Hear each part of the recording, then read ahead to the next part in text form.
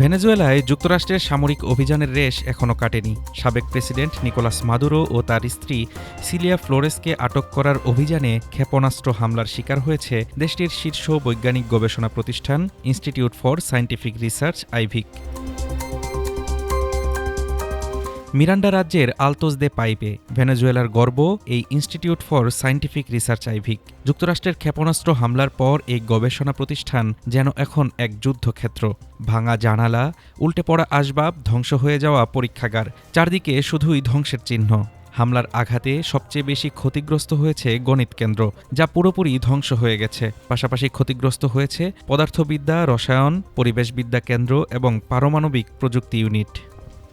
Las afectaciones reales Yankee বোমাবর্ষণ আমাদের দেশে যে প্রভাব ফেলেছে তা শুধু বস্তুগত ক্ষতির মধ্যে সীমাবদ্ধ নয়, এটি একটি নৈতিক আঘাত। বলিভারীয় আদর্শে বিশ্বাসী মানুষের কাছে এই হামলা যেন নিজের মায়ের উপর আঘাত করার মতো। que es donde yo estoy, hubo গবেষকদের মতে এই হামলা কেবল একটি স্থাপনাই নয়, এটি বিজ্ঞান, স্বাস্থ্য ও ভবিষ্যৎ প্রজন্মের উপর সরাসরি আঘাত। en la infraestructura, se despegaron puertas. গবেষণা কেন্দ্রের উপর হামলা একটি স্পষ্ট বার্তা বহন করে, যেমন তারা ওষুধভর্তি গুদামেও হামলা করেছে। প্রতীকী অর্থে এটি স্বাস্থ্য, উৎপাদন ও বিজ্ঞানকে লক্ষ্য করে আঘাত। এতে আমাদের মধ্যে গভীর ক্ষোভ তৈরি হয়েছে। Causado por la agresión imperial.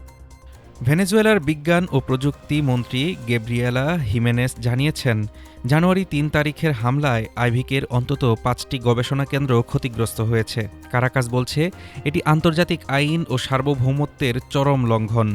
আর বিজ্ঞানীদের আশঙ্কা, এই হামলার প্রভাব গবেষণা, চিকিৎসা ও প্রযুক্তিগত অগ্রগতিকে বহু বছর পিছিয়ে দিতে পারে।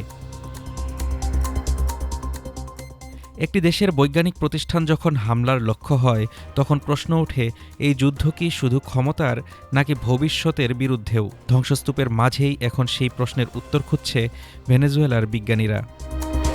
Desk report, Dhaka today.